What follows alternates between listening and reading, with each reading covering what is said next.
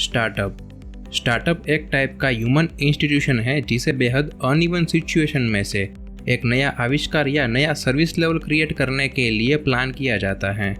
इसमें सक्सेस या फेलियर का अनुमान तय नहीं होता, क्योंकि एक स्टार्टअप को अपने शुरुआती कॉन्सेप्ट को नोटिस करने के लिए फेलियर का सामना और लगातार सीखते रहने की ज़रूरत होती है। किसी भी तरह का स्टार्टअप प्लान करते टाइम इस चीज़ को ज़रूर ध्यान में रखें कि इसमें शुरुआती फ्यूचर अनप्रिडिक्टेबल हैं, क्योंकि कस्टमर्स के पास मार्केट में और भी कई सारे ऑप्शंस मौजूद हैं और आज के टाइम में दुनिया में हर दिन परिवर्तन होता रहता है और नई नई चीज़ें इन्वेंट होती रहती हैं। हम अपने स्टार्टअप को सक्सेस बनाने के लिए मनगढ़ंत अनुमान लगाकर बिना फैक्ट को देखे प्लानिंग नहीं कर सकते। स्टार्टअप में फेलियर या रुकावटों का सामना करने वाले मोमेंट्स एक तरह से सीखने के मौके होते हैं जिनसे हम उस मंजिल तक पहुंच सकते हैं जहां पर हम जाना चाहते हैं।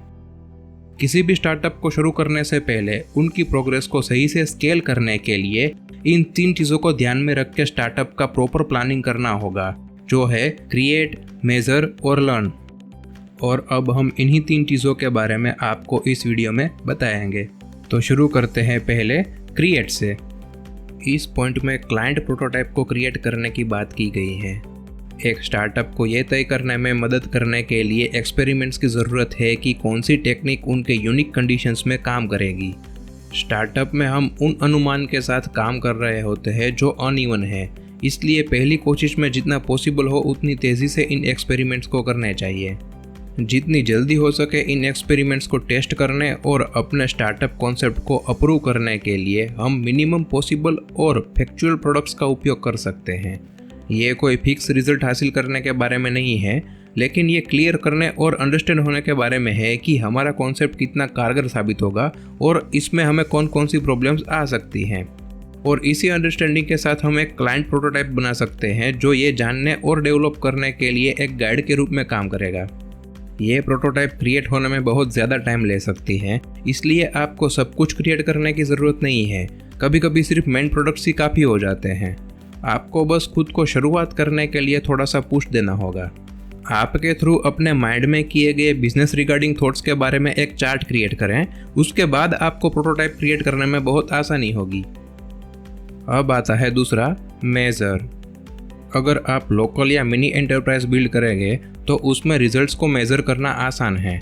इसमें अगर आपके एग्जीक्यूटिव सही रिजल्ट देने का वादा करे लेकिन वादा पूरा ना कर पाए तो ये क्लियर रूप से दिख जाता है कि ये फेल हो गया है।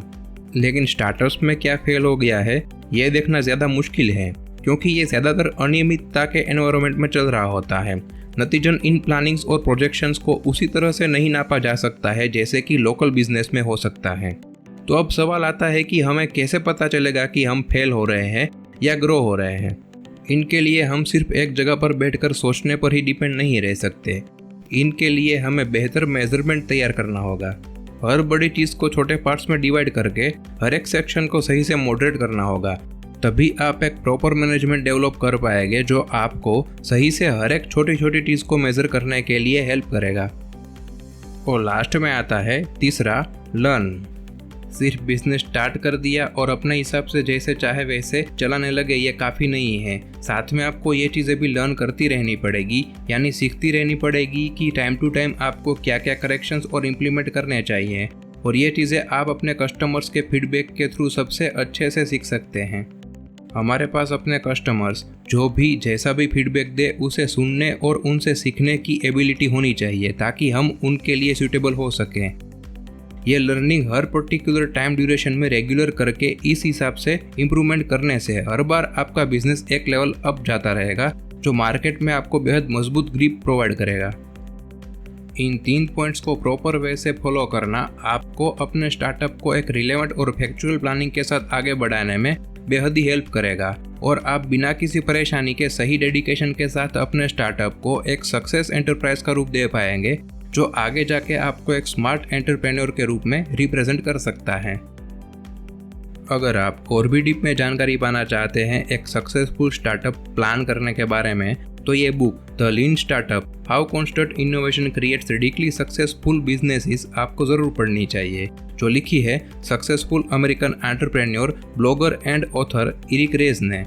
इस बुक को खरीदने या ऑनलाइन ई बुक डाउनलोड करने के लिए डिस्क्रिप्शन में दिए गए लिंक पर क्लिक करें और परचेस करें। The startup is not about ideas, it's about making ideas happen. फिर मिलेंगे अगले वीडियो में नए टॉपिक के साथ। तब तक के लिए धन्यवाद and keep connecting with us always.